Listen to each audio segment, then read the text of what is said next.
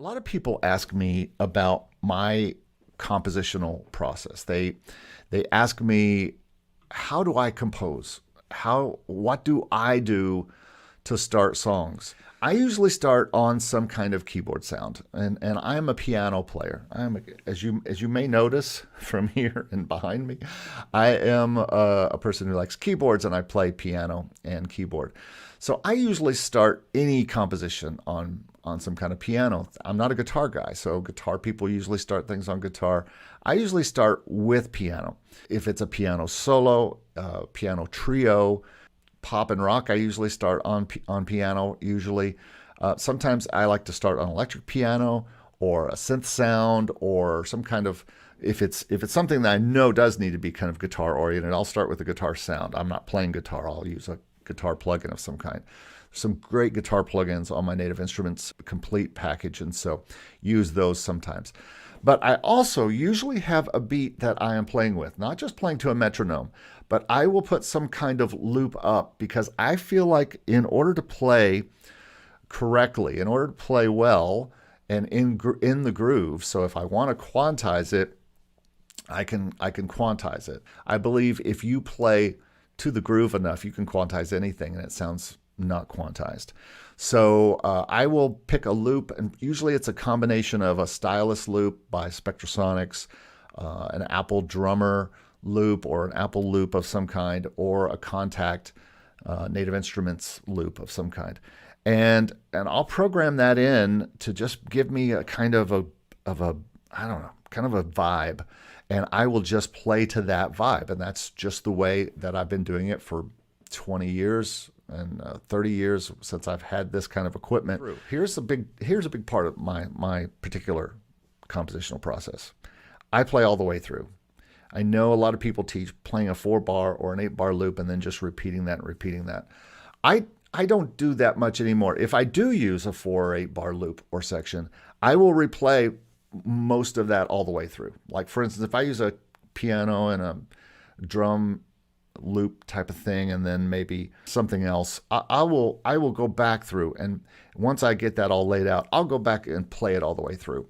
I think replaying instruments and playing them all the way through a piece is the way to really bring realism to your composition.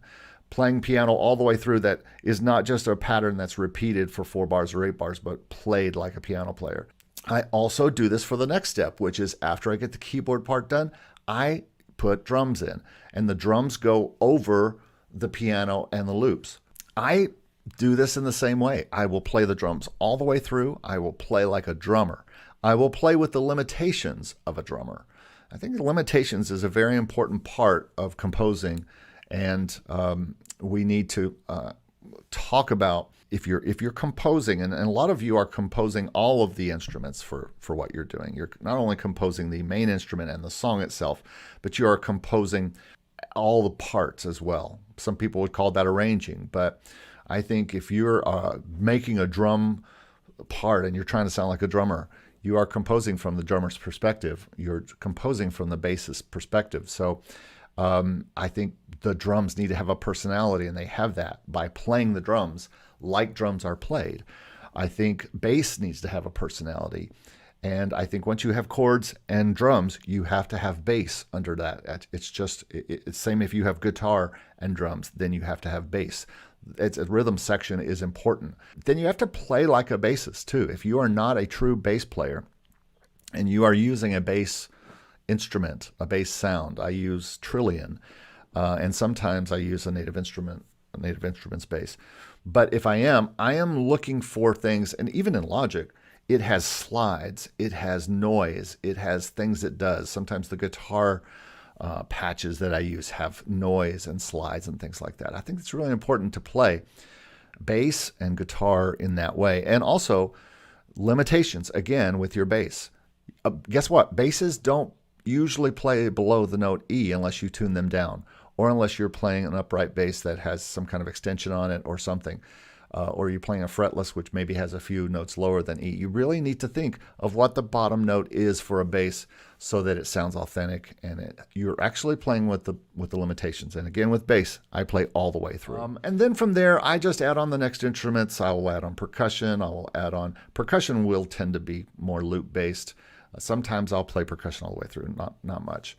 Orchestral things I will play all the way through. Pad, I might use the piano or whatever keyboard thing I did to trigger a pad that just sits underneath the piano or whatever. Orchestral strings, winds, brass, orchestral percussion. Those are likely going to be played throughout, all the way through. What I call arps or arpeggiators that add a lot of personality, I think, to a piece. And then synths and bells and guitars and stuff like that. So when is it done? Well, I think this is a judgment call, and this is something that I will have a future show about how do you end something. Today we're talking about how you compose, not necessarily, and how you start it. What instrument do you start it? But one day we're going to need to talk about how you end a song. What is the best way to end? So that is my quick just thoughts about my compositional process for developing the songs that I do. And every song is completely different. It's going to be a completely different style. It's going to be a completely different process. But for the most part, that is how I do things.